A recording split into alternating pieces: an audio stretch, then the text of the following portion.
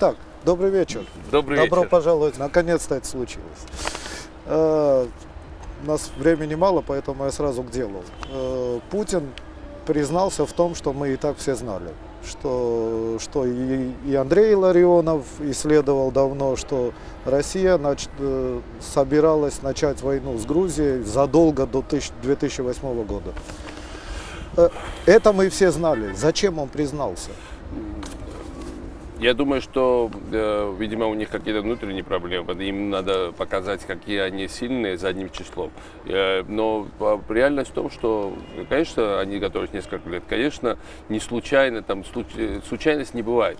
И, как сказал мне в свое время Джон Маккейн, с которым я разговаривал, он говорит, что танки через горы не летают, особенно русские. Потому что он говорит, что я, военный пилот, я знаю, что за несколько часов танки не могли там оказаться.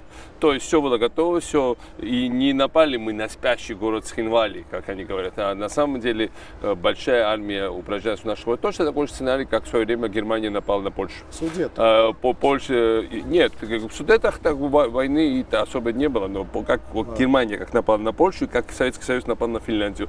Маленькая Польша, маленькая Финляндия. Когда большие армии упражнялись у их прямо границ, имела неосторожность напасть на эту большую армию, в кавычках напасть, и потом, что оставалось им сделать, как не отвечать. Ну, это сценарий, он древний как мир. Но они так начинают. Но зачем задним числом это все переписывать? Я думаю, что какая-то внутренняя. Почему? Потому что главные стратегические цели российской агрессии не достигнуты.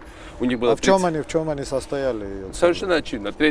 Первое, во-первых, избавиться от правительства Грузии, подвесить меня за соответствующее. Значит, потом, как они сами объявили, опять-таки, не мои слова. Во-вторых, Миша has to go. Во-вторых, это культурно. А не культурно, Путин это объяснил Саркози и другим мировым лидерам, в том числе лидерам СНГ, очень живописно, что он должен был со мной сделать в те же ближайшие дни. Это 4 года тому назад. Это во-первых. Во-вторых, это было перекрытие энергокоридор. И то есть не только убрать геополитическое значение Грузии, но и установить контроль над ресурсами Центральной Азии и Каспийского бассейна. И третья цель, это, конечно, остановить расширение НАТО.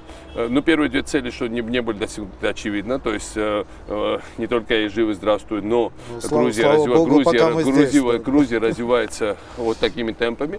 Во-вторых, вторая цель, не только не достигнута, но сейчас мы строим новые терминалы жидкого газа. Мы с тех пор расширяем новые порты, строим большую железную дорогу, которая заканчивается в следующем году. То есть транзитная функция Грузии, функция хаба экономического, энергетического только увеличивается. Драматично. И третье, это, конечно, третья цель. Они думали, Медведев это говорил, потому что хотя бы этого мы достигли, что вот приостановили расширение НАТО. А в Чикаго объявили, что даже это не было достигнуто. В 2014 году мы получим приглашение. Саммит расширения, и Грузия называлась в числе первостепенных претендентов. Поэтому, когда ничего не достигнуто, не зашли же они за несколькими деревнями. Великая Россия, что она Россия, что потеряла тысячи жизней своих солдат, свои стратегические бомбардировщики, самолеты, там, которые мы избили, там, я не знаю, сотни миллиардов долларов капитала, которые ушли из России, огромную часть репутации, которую нельзя оценить, из-за нескольких грузинских деревень. Для нас эти деревни стоят всего, но для них они ничего не значат. То есть они не достигли своих целей. Более того, лидер СНГ, допустим, если ты там лидер какой-нибудь среднеазиатской страны, я думаю, что, слушай, он обещал Саакашвили подвесить. Это маленькая Грузия, которая выжила и строит вот эти города. А мы еще сильнее. С нами они еще меньше смогут сделать. То есть реально есть много последствий российской неспособности решить свои стратегические задачи. Поэтому он это и говорит. Хайди Талявини должна уйти в отставку теперь, я так понимаю. Это не серьезно. Комиссия, которая, кстати, факты изложила все правильно. но заключение сделало такие как бы двусмысленные, как бы сказать. Я вообще изучал может, ей стоит я отреагировать? изучал всю жизнь. Я думаю, что там они не претендовали на истину в последней инстанции. Я думаю, что для каких-то там был четкий какой-то политический заказ, чтобы до конца не обелить ни одну сторону. То есть все факты в пользу Грузии, но они как сказали, российская армия зашла в Грузию до ответа Грузии еще. Но технически это еще не являлось вторжением. То есть такой интерпретации международного права не знал за всю историю. Я сам юрист-международник, Вы должны знать. обучался и в российской школе, то есть в советской школе, украинской, потом и в американской школе. Ни одна из этих школ такой интерпретации международного права не знает. Но было что было. Но я думаю, что ничего этого не меняет. Факты там, кстати, правильно изложены. Кстати, сама Таль-Левин там излагала, что Россия действительно 3 года к этому готовилась, так что для них это не новость.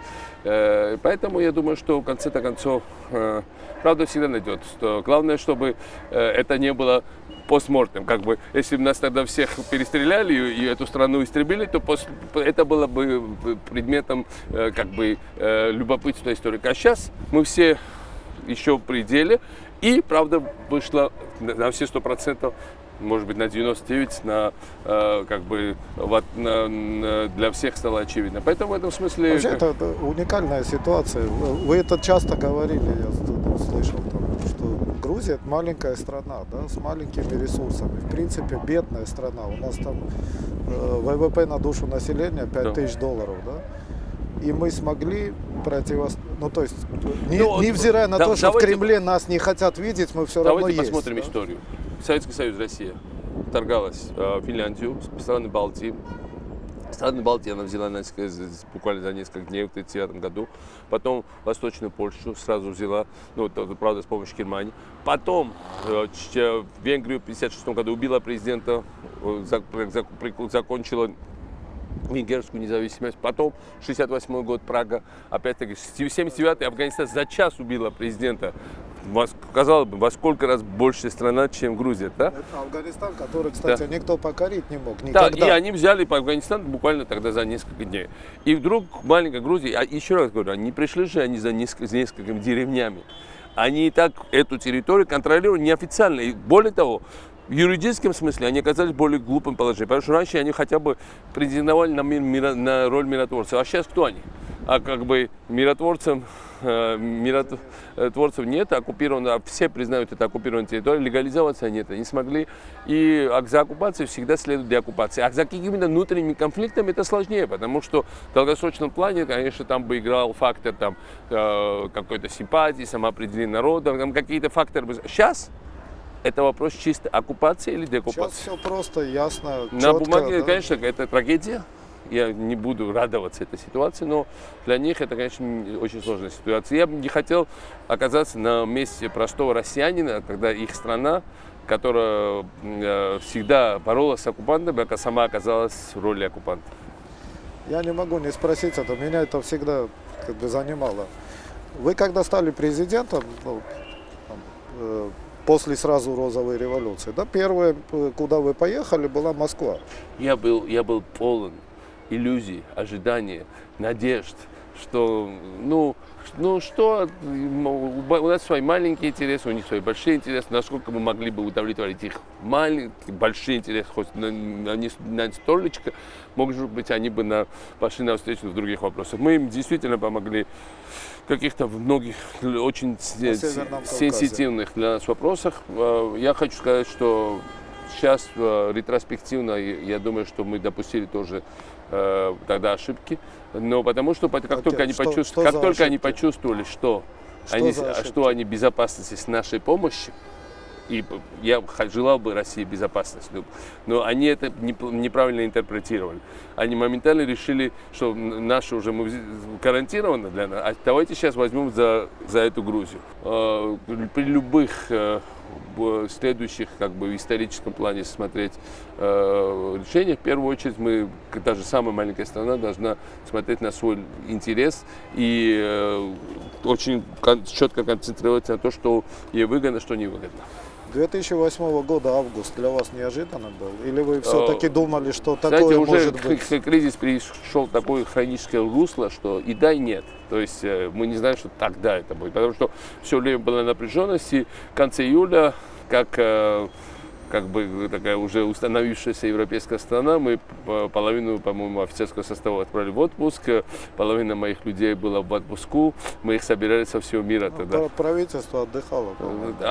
Многие, первый год было, когда многие члены правительства, мои близкие, как бы сотрудники там с побочки, уехали за границу. Обычно они бы оставались в Грузии. Вот каким-то образом они решили вот так, это самое, как бы совпало. Но экономика была на подъеме, Совпало. бы было все хорошо. И на самом деле я сам был в Италии с семьей, никогда я до этого не брал такой отпуск. Я взял на несколько дней в Сан-Антонио, в Италии. Я каждый год обычно в Грузии отдыхаю, как сейчас. И более того, тот день, когда это все началось, мы ехали в Пекин. Я откладывал рейс 3 раза перед тем, как бы попасть на... То есть, когда наш протокол нам сказал, что все, больше не можем отложить, потому что тогда делегация останется, потому что там какой-то лот, чтобы сесть, да, там строгий китайский протокол, так не получили, я говорю, ладно, пусть едут. Потому что каждый раз вот все утихомирилось, хотя уже, конечно, люди погибали, но думаю, что может быть даже лучше сейчас уехать, чтобы как бы снять напряжение, может быть. То есть всякие мысли ходили в голову, потому что до конца не верила, что вот это так произойдет. Я вернусь опять к визиту в Москву. Да. Мне кажется, то есть я, может быть, не прав. То есть я сейчас буду утверждать что-то, вы меня опровергнете, если я окажусь неправ. Но мне кажется, если бы вы, там, ваша команда, да, сейчас это уже поздно, но в то время прогнулись бы под Кремль. У вас же бы вообще проблем это не было. имело Ни финансовых, ни личных. Это все имело конкретную цену и обличие. Вот первый конфликт серьезный с Путиным случился, 2 конфликта было серьезных вначале. Первый, когда министр безопасности был Намеснян, который почти официально был их как бы приближенным лицом. И он сразу мне сказал, на первой встрече сказал, это наш человек. Вы знаете, его берегите, это наш человек. То есть без всякой дипломатии, да, просто и Миша, оставьте этого человека. Через несколько недель он был перейден в другое место. Когда я приехал, говорит, ну как там наш человек? Я говорю, мы его там на повышение пошел, он был зам генерального прокурора сейчас. Он говорит, это не повышение. И он так на меня очень строго посмотрел. Уже первое напряжение возникло. Второе было Каджари, потому что когда никто же никогда у путинскую Россию территорию не забирал. Они контролировали Аджарию, точно как Приднестровье, Южную Осетию, там, Абхазию. И вдруг перед носом мы увели их территорию. И он это очень... Вы тогда рискнули сильно. Да, рискнули, но не было другого выхода. Без Аджарии бы не было грузинской государственности. Но все равно мы сохраняем дипломатическую форму, поэтому, хотя он нам всячески мешал, Путин, и всячески палки в колеса стал, и тут российские офицеры наехали, всячески подбадривали Абашидзе, и Иванов до конца пытался его спасти. Но я все равно позвонил его поблагодарить, соблюдая дипломатический этикет на другой день. За то, что больших проблем не возникло? Да, вот мы сказали, что спасибо за сотрудничество, спасибо за ваше понимание того, что произошло. И он меня очень грубо прервал и говорит, ну ладно, мы сейчас на этот раз вам помогли. Конечно, очень было цинично с его стороны говорить, как он нам помог. Но, говорит, в следующий раз никаких подарков по поводу Южной Осетии и Абхазии, запомните хорошо, не будет. Так что, конечно, это... Но я думаю, что все равно главное было даже не Аджария, даже не это безопасность или там какие-то другие вещи. Главное было, что Грузия начала вылезать, Грузия начала становиться успешной страной. Вот это был самый большой кошмар. Вот мой следующий вопрос как раз об этом. То есть в чем проблема между Россией и Грузией? Это ваши с Путиным отношения? Нет, допустим, если Миша Саакашвили перестанет быть президентом Грузии, это решит? Знаете, у них же иллюзии. У них были проблемы с каждым президентом Грузии. И с первым, и с вторым, и с третьим. Большие проблемы. Что они Комсомольцы любили, или Шеварднадзе любили. Но с нами у них было больше проблем не из-за личных отношений. Я, кстати, ни одну встречу с Путиным так особо плохо не помню. То есть, конечно, были жесткие напряженные разговоры с его стороны. В основном но он всегда был со мной вежлив, я всегда был с ним вежлив. Все равно. Почти всегда. Один раз он сорвался, я помню. Но, в принципе, он тоже всегда соблюдал вежливость. А я никогда не срывался, конечно, естественно, это другая ответственность. Но Грузия стала развиваться, Грузия стала стать успешной. Вокруг него люди стали говорить, что посмотрите, Грузия молодцы. Тогда всего была полицейская реформа, но было молодое правительство, динамическое. Вокруг нас было. Потом украинская революция очень сильно углубилась, потому что украинцы все время держали равнение на Грузию. Это все было. А под конец вот Медведев вынужден был за неделю 2 раза признать, да, нам нужно следовать за грузинскими реформами. Не потому, что он нас любит. Как в соседней стране. Он честно, нет, потом второй раз сказал с грузинским. Не потому, что он не любит. Он сказал честно, что я не люблю Саакашвили. Но он говорит, что потому что все вокруг него в Москве это говорят. В этом году миллион россиян сюда приедет, они все это увидят. Куда ни посмотри Грузию, это одно из мест Грузии. Но куда ни посмотри, Анаклия, Местия, Кутаиси, Ахалтихи, Тбилиси, не говоря уже о Тбилиси, наша инфраструктура, наши новые порты, аэропорты, несколько новых аэропортов, все это просто поражает. И у нас нет нефти и газа. За счет чего? Конечно, первый миф был, американцы все строят. Каких чертов американцы? Это все мы строим. Про них мы поговорим, мы кстати. Но сначала у меня такой расхожий миф, да. Что вы взяли эту Грузию, да. Обломали об колено хребет и тянете ее за собой в свою собственную мечту. Мы обломали об колено хребет коррупции и разгильдяйству, госаппарате и таким феодальным отношениям. Это правильно. Но я думаю, что наше общество, оно, во-первых, имеет большой исторический опыт, инстинктивно многие вещи правильно чувствует. Во-вторых, страна была настолько плохой форме, что хуже уже не могло быть. Грузия, она приняла эти реформы. Да, она приняла либеральную экономику, она приняла... Самый расхожий миф, что там самая главная реформа была полиция. Она была нужная реформа, но не самая главная. Она видимая просто. Самое главное было научить грузин платить налоги. Это очень было важно. Научить госаппарат быть наравне с гражданами и быть действительно слугами граждан. Это дома юстиции, это на самом деле самый большой хай-тек наших реформ. Но и таможня. Таможня была намного сложнее, чем полиция. Сейчас таможня просто супер здорово функционирует, но за счет того, что у нас таможенников практически не осталось. Мы их всех заменили просто ребятами, девчонками с модельных агентств, там все решают компьютеры, и там они-то ничего не решают. То есть на самом деле и реформа образования, наверное, это самая далеко идущая, глубокая и важная реформа из всех, которых мы провели. Важнее, чем полиция, важнее, чем бюрократическая реформа, важнее, чем все остальное. Что не получилось? Пока не получилось того, что все это необратимо. И все это необратимо, потому что это занимает поколение. И, конечно, все пока что надо за все сражаться. То есть все время надо доказывать, что белое это белое, черное это черное. Потому что оказалось, что есть всегда расхожие мнения, даже насчет таких маленьких вещей. Советское наследие все равно это талтанизма советского существует. И у нас нет ностальгии по Советскому Союзу, в отличие от многих постсоветских стран. Нет, точно. Но знаете, это даже не ностальгия по Советскому Союзу, это ностальгия по своей молодости. Потому как мы были красивее, представители. Нет, я думаю, что это все связано более именно с красивой детством. Знаете, как потом идеализируешь детство. Советский Союз никто не любит у нас. И коммунистической партии у нас нет. Но вот свою молодость все любят, правильно? И поэтому, конечно, есть вот этот элемент, всегда присутствует, когда ты не принимаешь что-то новое. Но я думаю, что в целом критическая масса сейчас на стороне реформ, в этом мы преуспели. 13 августа, если я не ошибаюсь, 2008 года Джордж W. Буш вместе с Кондолиза Райс и с Бобом Гейтсом вышли перед Белым домом и сказали все. Мне показалось, что войну тогда остановило это выступление Буша. Войну, во-первых, остановило героическое сопротивление грузинской армии. Не ожидали, они сами говорят, что не ожидали этого сопротивления. Кто сопротивляется 100 с чем-то тысячной армии, 200 самолетов, когда у тебя нет ни истребителей, ни адекватных систем охраны. Единство грузинского народа. У нас было 100 тысяч митингов в центре города под угрозой обстрела. 5 европейских лидеров плюс Саркози. Очень важно. Никуда, нигде, ни на одну войну столько не наезжала сразу защищать кого-то, правильно? Абсолютно уникальный. Они защищали Да, Тбилиси. они защищали Тбилиси, они защищали тоже свой уникальный прецедент, совершенно уникальный прецедент. И все это, и то, что грузинское правительство не уезжало, нам все время намекали, езжайте, граница открыта, аэропорт открыт. Они не бомбили Тбилисский аэропорт, не бомбили путь на Азербайджан и Армению. Путь для правительства был открыт, выйти.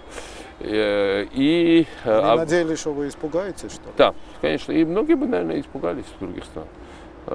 У нас в 2021 году, ну, это не вчера было, но для нашей истории это почти вчера, в 1921 году большевики зашли, правительство испугалось и убежало. Поэтому уезжали, кстати, с этого города, поэтому через этот город. Поэтому в этом смысле, да. И потом, конечно, Буш был очень важно.